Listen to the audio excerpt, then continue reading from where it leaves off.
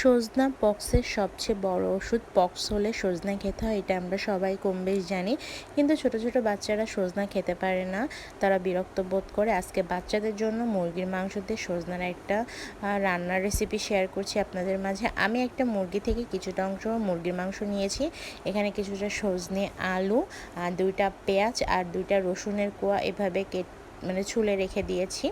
এটা দিয়ে একটা ঝোল ঝোল তরকারি তৈরি করব, যেটা ছোট বড় সবাই খেতে পারবে, মজা লাগবে, ছোটরাও চাহিদা বাড়বে। এখানে আমি একটা রসুন, হাফ চামচ জিরা, একটা পেঁয়াজের অর্ধেকের অর্ধেক পেঁয়াজ, 3টা শুকনো ঝাল আর 1 কোয়া আদা বেটে মশলা তৈরি করে নিয়েছি। প্রথমে কড়াইতে অল্প পরিমাণে তেল দিতে হবে। এটা কিন্তু অল্প তেলে অল্প মশলায় রান্না করা হবে এবং অল্প হলুদে। আমরা সবাই জানি হলুদ হচ্ছে পক্স হলে বেশি খাওয়া যায় না।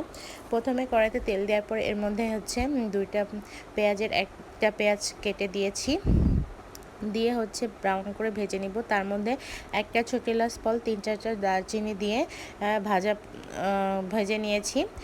আর পেঁয়াজ এই যে ব্রাউন কালার ভাজা হয়ে গেলে এর মধ্যে বেটে রাখা অল্প পরিমাণে মশলা, 1 চামচ লবণ এবং হাফ চামচ হলুদ দিয়ে ভালোভাবে নাড়াচাড়া করে কষায় নিতে হবে। হলুদের পরিমাণ কিন্তু অনেকটাই কম দিতে হবে। পক্স হলে হলুদ এবং মশলা আসলে কম খেতে হয়। কিছুটা পরিমাণ পানি দিয়ে নিয়েছি, দিয়ে মশলাটা একটু কষাই নিব। আমি কিন্তু মুরগির পাতলা ঝোল রান্না করব। মশলাটা প্রায় কষানো হয়ে গেছে। এখন এর মধ্যে কেটে রাখা আলু, পেঁয়াজ, রসুন এবং সজনা দিয়ে ভালোভাবে নাড়াচাড়া করে নিব। প্রথমে মনে হয় মশলা বেশি হয়ে যাবে, কিন্তু না। 5 মিনিট ভালোভাবে নাড়াচাড়া করে নিয়েছি। এখন এর মধ্যে কেটে রাখা মুরগির মাংসগুলো দিয়ে দিব। আপনারা চাইলে ফুল একটা মুরগি দিয়ে দিতে পারেন। আমি অল্প পরিমাণ দিয়েছি, কারণ বাচ্চাকে প্রতিনিয়ত সদ্য খাওয়াবো, যার কারণে অল্প মুরগি নিয়েছি। এটা ছোট বড় বললাম না, সবাই খেতে পারবে, সবার মুখে রুচি আসবে। 5 মিনিট ভালোভাবে মুরগি দেওয়ার পরে নাড়াচাড়া করে নিয়েছি। এখন যেটুক পানি ছিল ওই পানি দিয়ে কিন্তু মুরগিটা ভালোভাবে কষাই নেওয়া হয়েছে।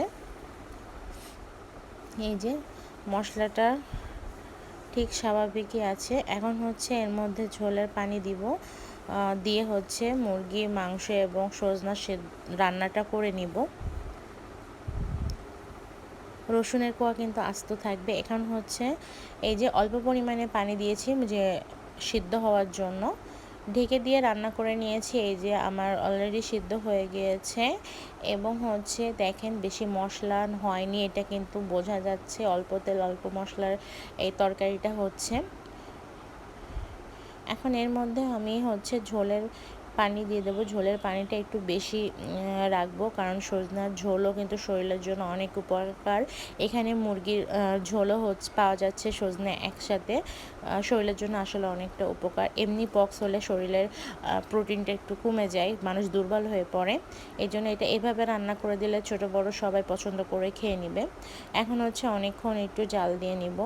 যতটা পানি দিয়েছিলাম ততটা পরিমাণ কিন্তু পানি নেই, কিন্তু ঝোল দেখেন আমার কিন্তু রান্নাটা ফুল কমপ্লিট হয়ে গিয়েছে। তরকারি কালারটা কিন্তু এরকম হাসা হাসা হবে, বেশি হলুদ এতে দেওয়া হয়নি। এখন আমি গ্যাসের চুলাটা বন্ধ করে দিব। এই যে এই পরিমাণে ঝোল রেখেছি, আপনারা চাইলে বেশিও রাখতে পারেন, কমও রাখতে পারেন। এই হলো আমার আজকের রেসিপি।